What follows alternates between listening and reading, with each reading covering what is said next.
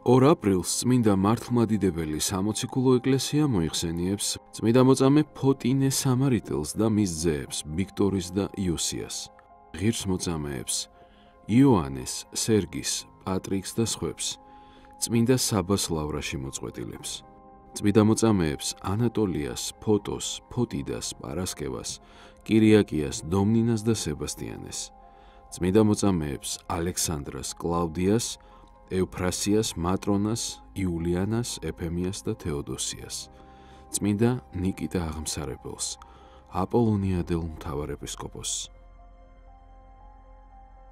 დღევანდელი დღის მფარველი წმინდანების ლოცვით და მეოხებით უფალმა დაიცვას და დაიფაროს სრულიად საქართველო. ამინ.